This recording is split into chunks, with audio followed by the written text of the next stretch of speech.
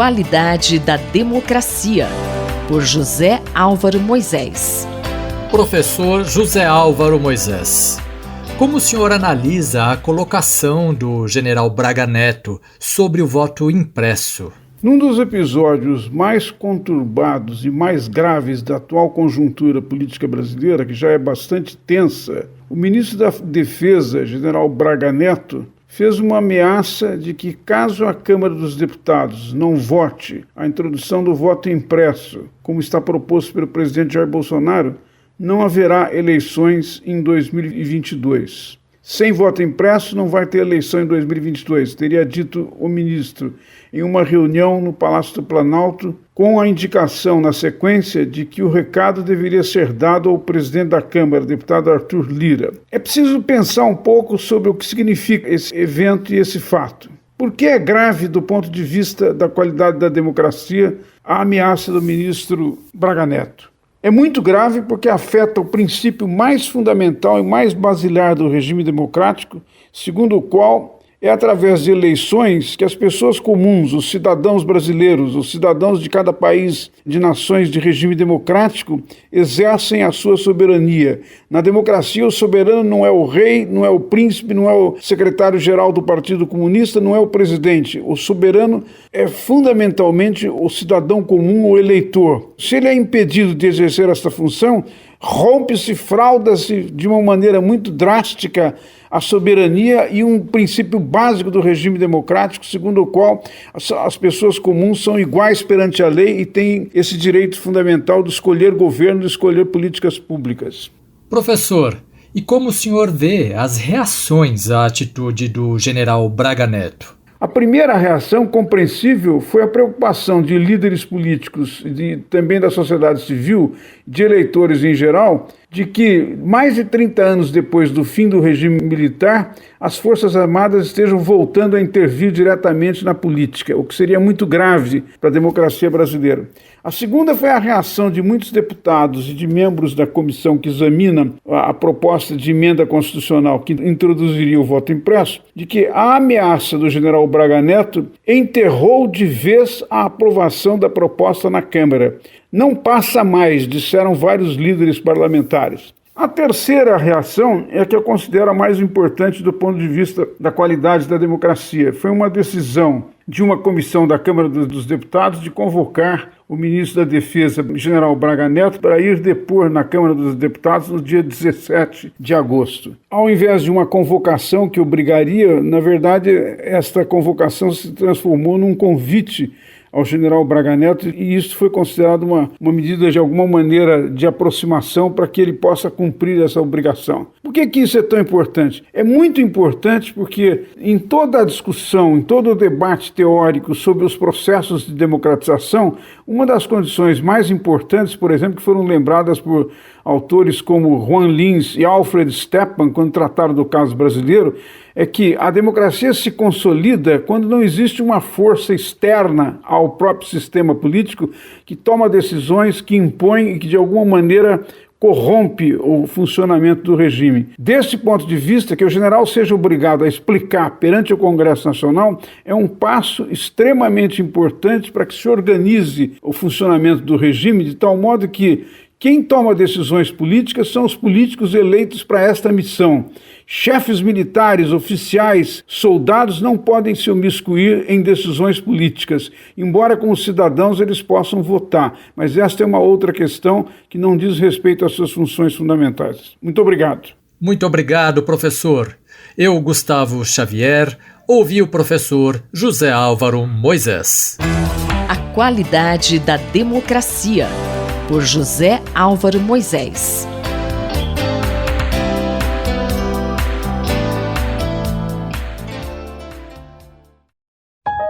Observatório da Inovação, com Glauco Arbix. Bom dia, professor Glauco Arbix. Qual é a real situação da floresta amazônica? Bom dia, ouvintes da Rádio USP.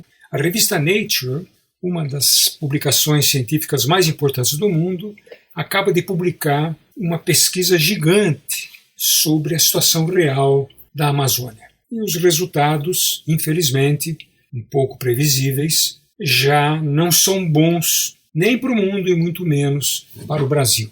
Pela primeira vez na história, a floresta amazônica emite mais dióxido de carbono, o famoso CO2, do que a floresta é capaz de absorver.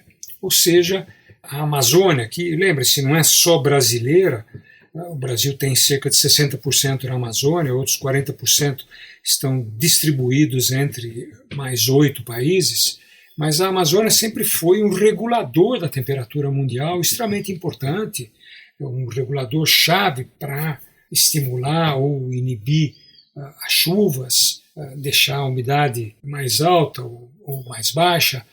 Essa capacidade da floresta está se perdendo exatamente por conta da exploração madeireira, do desmatamento e por conta das queimadas.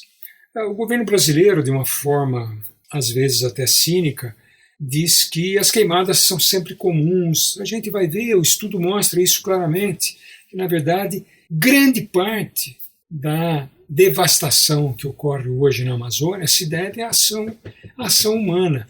Mesmo as queimadas que ocorrem, vamos dizer assim, espontaneamente, porque o ar fica mais seco, a terra fica mais seca, as árvores morrem, ficam mais frágeis, tudo isso favorece novos incêndios, mas esse ciclo de devastação também ocorre porque nas últimas décadas a Amazônia vem sendo gradativamente atacada e diminuída na sua capacidade de se regenerar. Como eu disse, seja pela exploração da madeira irresponsável, pelo desmatamento e pelas queimadas, em grande parte provocadas pela ação humana. O que essa pesquisa traz de novo, professor? A pesquisa é exatamente inovadora, ela foi coordenada por uma cientista brasileira chamada Luciana Gatti, do Instituto Nacional de Pesquisas Espaciais, o INPE. E a pesquisa é inovadora porque ela não se baseou em dados de satélites, como são feitos normalmente, mas realizou dezenas, centenas de pequenos voos, exatamente para medir de forma mais precisa os níveis de CO2 que estavam sendo emitidos, que muitas vezes pelo satélite, o que acontece é que as nuvens ou a altura das árvores acabam dificultando exatamente essa medição. A Luciana diz, olha, a professora Luciana diz exatamente a situação é que, pela primeira vez, as queimadas na floresta produzem cerca de 3 vezes mais de CO2 do que a floresta consegue absorver. É uma situação que tem que ser interrompida para o bem do Brasil e para o bem do mundo. É um estudo impressionante, vale a pena a gente só procurar na internet, a gente tem acesso ao estudo inteiro, ou procurar na revista Nature, que é uma questão chave. O Brasil está pagando a conta de uma gestão irresponsável do meio ambiente promovida por esse governo federal e pelo ex-ministro, graças a Deus, Ricardo Salles, que apresenta uma conta gigantesca para nós. Aqui o trecho mais preocupante da Amazônia brasileira fica entre o sul do Pará e o norte do Mato Grosso, onde há a maior emissão de carbono. Para vocês terem uma ideia, em 4 focos dentro do Brasil, a emissão de carbono é equivalente ao que o Japão, que é a 5ª economia do mundo, gera de CO2 em um ano, e está destruindo espécies de animais, espécies de plantas, exatamente por conta dessas queimadas, dessa devastação que é triste e irresponsável. É preciso acabar e reduzir essa emissão a zero o quanto antes, em especial, o estudo aponta em uma década já faria o mundo, a Amazônia, o Brasil respirar melhor. Eu, Paulo Capuzzo, falei com o professor Glauco Arbix para a Rádio USP. Observatório da Inovação, com Glauco Arbix. Doutor Bartô e os Doutores da Saúde, com João Paulo Lotufo. Doutor João Paulo Lotufo, hoje temos boas notícias, né? Nos conte as novidades aí dos 12 passos para evitar o caminho das drogas, agora internacional. Nessa semana, meu irmão me passou um WhatsApp de alguém que estava perguntando se o autor dos 12 passos para evitar que seus filhos caminhem para as drogas era parente dele. Eu fiquei contente porque Esses livros, 12 Passos, está circulando por aí através da internet, do YouTube e através do site do Dr. Bartô. Essa semana nós fizemos o livro em inglês, traduzido pela minha amiga Nelly Araújo, e na verdade a ideia é enviar isso para várias ONGs americanas como a Tobacco Free Kids. E estamos preparando o livro em espanhol para lançá-lo também na Associação Latino-Americana de Tórax. Um dos 12 passos que me chama a atenção é o exemplo dos pais. Já comentamos isso outras vezes. Mas eu cito aqui um exemplo muito bacana que está na peça de João Signorelli sobre Gandhi, a ética inspiradora. Gandhi ali estava conversando com uma população e uma mãe chega com seu filho e pede para Gandhi: Gandhi, por favor, será que você podia pedir para o meu filho parar de comer açúcar, porque o açúcar faz muito mal à saúde? Gandhi pensou e pediu para ela: volte daqui a 30 dias.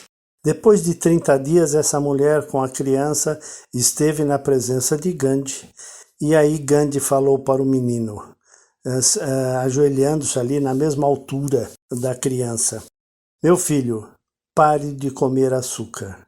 A mãe, indignada, perguntou a Gandhi: mas por que você esperou 30 dias para poder falar para o meu filho parar de comer açúcar? E ele respondeu o seguinte: é que há 30 dias atrás eu também comi açúcar. Esse é um exemplo que eu uso muito para discutir com as famílias sobre o exemplo dos pais. Dr. Lotufo, essa relação entre pais e filhos tem sido bem conflituosa nos últimos tempos. Eu tenho visto muitas famílias destroçadas, muitos filhos que não conversam com os pais e muitos pais que não conversam com os filhos. Um dos itens aí importante dentro dos 12 passos é também a espiritualidade. E dentro da espiritualidade eu aprendi que a família é o lugar de se exercer o perdão. Estou com 2 adolescentes brigados com os pais e estamos conversando, tentando fazê-los perdoar os pais e os pais perdoar os filhos. Essa espiritualidade tem que ser real, assim como o exemplo dos pais. Hoje se fala muito nos evangélicos, mas não adianta dizermos que somos evangélicos se a postura individual é totalmente contra a Escritura. Não adianta rezar o Pai Nosso em público sem exercer dignamente o cristianismo ou até outra espiritualidade que você ache interessante e que você se apegue. A igreja é a família das famílias. Procure então dar o exemplo e procure algo espiritual para fortalecer a sua fé e para que você possa evitar que os seus filhos caminhem para as drogas. Dar o exemplo e espiritualidade são 2 passos importantes dentro dos 12 passos para evitar que seus filhos caminhem para as drogas. Um grande abraço do Dr. Bartô. Eu sou Sandra Capomatto e você ouviu o Dr. João Paulo Lotufo, pediatra da Universidade de São Paulo, responsável pelo projeto Dr. Bartô.